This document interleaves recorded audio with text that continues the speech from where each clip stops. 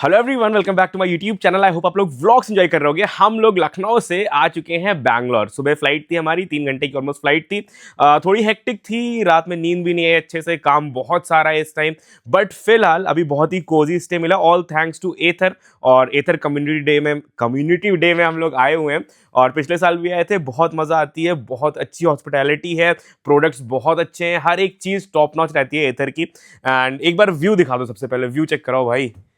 Crazy view मिल रहा है, crazy. अभी पूल में भी मजे करेंगे और उसके बाद जो भी रहता है ये पूरा व्लॉग आपको देखने को मिलेगा। मतलब अब देखते हैं कितना डालेंगे अभी हम लोग।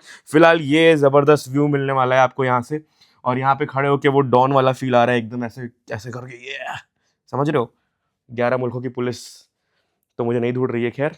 बाकी उसके अलावा ये अपना रूम होने वाला है। और एक चीज़ और दिखा देता हूँ, ये देखो भाई, ये मैंने लाइट बंद करी है, वरना यहाँ पे देखो क्या दिख रहा था। देखो बाहर से पूरा विजिबल है भाई। जल गई लाइट्स, ये देखो, ये देखो गाइस, ये देखो। तो भाई थोड़ा संभल के शारिफ भाई के साथ हमें रहना होगा। बट एक दिक्कत हो गई कि बिस्तर हमारे जुड़े नहीं है यार, शिट यार, वरना और थोड़ी हल्की सी मजा आ जाती। अच्छा जोड़ लो ना, इतनी दिक्कत है तो। शारिफ भाई बिस्तर जोड़ने के लिए और खुद को तोड़ने के लिए तैयार हो चुके हैं।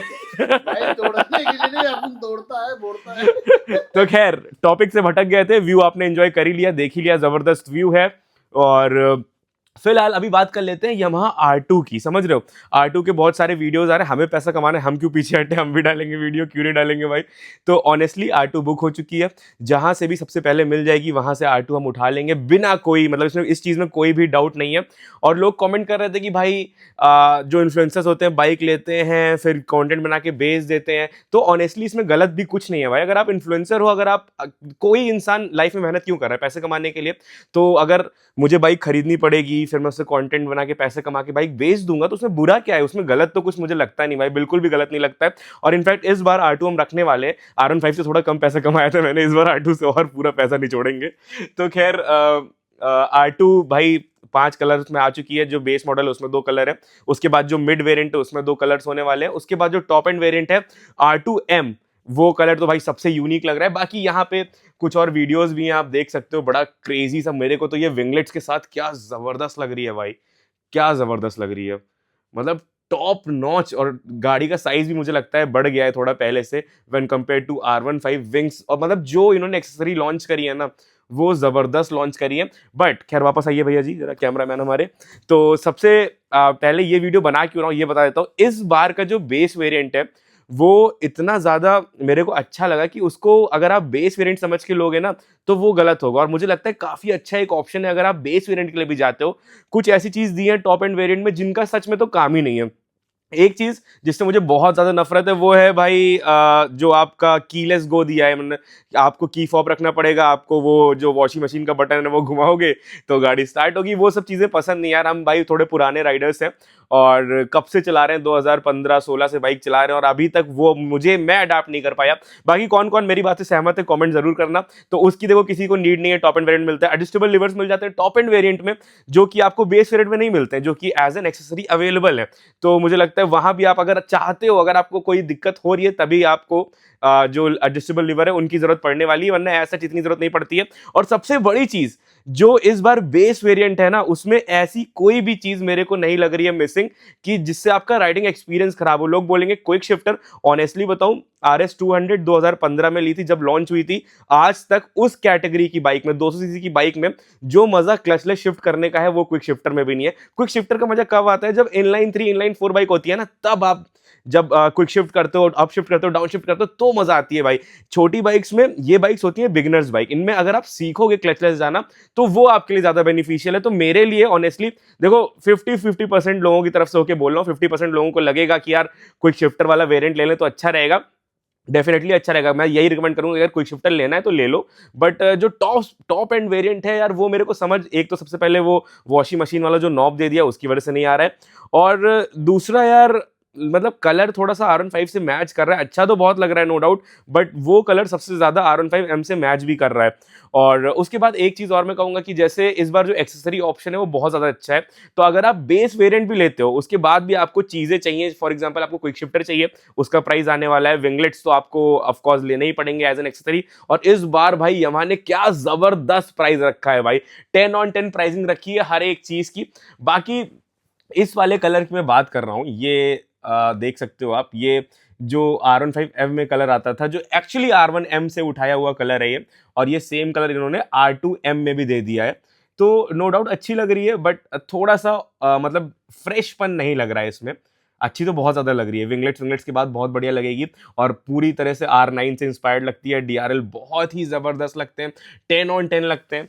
तो एक मतलब जो मेरा इस वीडियो को बनाने का मतलब है ये है कि अगर आपके पास पैसा है, आपके पास कोई दिक्कत नहीं है, तो आप डेफिनेटली टॉप एंड वेरिएंट ले लो, टॉप क्या आप मिड ले लो। अगर आपको वो नॉब नहीं चाहिए, मतलब वॉशिंग मशीन वाला, तो मिड वेरिएंट में भी सब कुछ मिल जाएगा। जो बेस वेरिएंट है उसमें आपको डिस्प्ले मिल रहा है, सारे राइडिंग मोड्स मिल रहे हैं, सेम इंजन मिल रहा है। जो टॉप एंड वेरिएंट है उसमें आपको जो सस्पेंशन है वो एडजस्टेबल मिल रहे हैं। कौन करता है एडजस्टेबल, कितनी एडजस्टेबिलिटी चाहिए आपको? और मुझे लगता है वो भी सिर्फ शायद प्रीलोड के लिए है, रिबाउंड के लिए है भी नहीं। अब दोनों में से कोई एक चीज के लिए वो आप देख लेना। तो वो इतना यूजेबल भी नहीं है जो KYB के फोक्स दिए हैं अपसाइड डाउन। और डेली मैंने भाई अभी तक मेरे पास जितनी बाइक्स थी S1000 में, चलो मैं इलेक्ट्रॉनिकली कर देता था, बट जिसमें मैनुअल था मैंने कभी छेड़ा नहीं, क्योंकि बाइक्स पहले से ही बहुत अच्छे से ट्यून होकर आती हैं। जब तक आप ट्रैक नहीं करो तब तक आपको जरूरत नहीं है उसकी भी। बाकी बेस वेरिएंट में आपको हर एक चीज मिलती है, क्विक शिफ्टर नहीं मिलता है आपको, ठीक है वो हटा दो। और एक चीज और नहीं मिलती है, राइड बाय वायर। क्या अभी तक R15 में राइड बाय वायर टेक्नोलॉजी थी? मेरी ड्यूक 390 में थी, उसने 5-6 साल बाद दिक्कत देना शुरू किया। मैं जब व्हीली करता था तो भाई हवा में राइड बाय वायर, मैं व्हीली पे हूं और थ्रॉटल कट हो जाता था अपने आप। तो ये जितने ज्यादा इलेक्ट्रॉनिक्स बढ़ेंगे उतनी ज्यादा प्रॉब्लम्स भी बढ़ेंगी। तो अगर आप सोच रहे हो कि बेस वेरिएंट लेना सही रहेगा कि नहीं, या अगर कोई आपसे कह रहा है कि नहीं मैं तो टॉप ही लूंगा, टॉप वेरिएंट ही लेना चाहिए, देखो मैं एज अ इन्फ्लुएंसर, मैं अगर टॉप एंड वेरिएंट लूं तो सही है, क्योंकि मुझे दिखानी है चीजें, इसमें ये भी मिलता है वो भी मिलता है। बट अगर आप एज अ कंज्यूमर लोगे तो बेस वेरिएंट भी उतना ही वैल्यू फॉर मनी है, उतना ही बढ़िया रहने वाला है। और ज्यादा इनफैक्ट जो टॉप मॉडल है उससे ज्यादा आपको सीखने को बेस एंड वेरिएंट से मिलेगा। तो ये तो हो गई बात, इसमें बताना था कि बेस वेरिएंट कितना बढ़िया है, मिड वेरिएंट भी जबरदस्त है। बाकी टोटली आपके ऊपर है, आपकी क्या चॉइस है। अब एक टॉपिक और बहुत ज्यादा उठ रहा है, मैं देख रहा हूं कि भाई जो R2 आई है उसमें आपको VVA नहीं मिलता है, जो R15 आती थी VVA मिलता है। तो ऑनेस्टली बताएं, देखो वेरिएबल वेरिएबल वेल्व एक्वेशन, हाँ ये तो भाई जो ये आपको टेक्नोलॉजी मिलती है, इसमें होता क्या है? देखो इसमें क्या होता है, आपके पास दो डिफरेंट वॉल सेटिंग्स होती हैं, ठीक है, वॉल्व सेटिंग्स होती हैं। तो एक जो सेटिंग होती है उसमें बाइक बहुत कम फ्यूल खाती है, पावर भी कम देती है। और जब VVA किक इन करता है, VVA किक इन करने का क्या मतलब है, जब आप 6000 RPM क्रॉस करते हो R15 V3 V4 में भी, तो जो वेल्व है वो शिफ्ट हो जाता है। तो आपकी बाइक में एयर और फ्यूल का जो मिक्सचर है वो बढ़ जाता है, तो इसकी वजह से परफॉर्मेंस बढ़ जाती है। तो लोग इसको बहुत ज्यादा वो कर रहे हैं कि यार इसमें क्यों नहीं दिया VVA। R3 में भी VVA नहीं था, बहुत सारी परफॉर्मेंस बाइक्स हैं, 99% बाइक्स में VVA नहीं रहता है, ठीक है। VVA फ्यूल एफिशिएंसी के लिए ज्यादा अच्छा है, बट इतना बड़ा इंजन, अगर 200 सीसी का इंजन है और इसमें आपको प्रॉपर परफॉर्मेंस मिलने वाली है, तो VVA की नीड ही नहीं है यार इतनी। मतलब मेरे को कोई ऐसा नहीं लगा कि ये VVA कोई ऐसी टेक्नोलॉजी है जो बाइक की परफॉर्मेंस इंप्रूव करेगी। बाइक की परफॉर्मेंस तो ऑफकोर्स ये इंप्रूव नहीं करने वाली है। बाकी उसके अलावा बस यही सारी चीजें थी जो मुझे आपसे शेयर करनी थी। अगर कुछ और डाउट हो तो बता देना कमेंट्स में, उस पर वीडियो बना दूंगा, मुझे क्या है, मेरे को तो पैसा कमाना है। बाकी इंस्टाग्राम हैंडल डिस्प्ले हो रहा है, फॉलो नहीं किया फॉलो कर लो, चैनल को सब्सक्राइब कर लो। See you soon next vlog, ride at right, safe stay safe, enjoy, signing out from Bangalore. कुछ और चाहिए तो बताना उसके अलावा।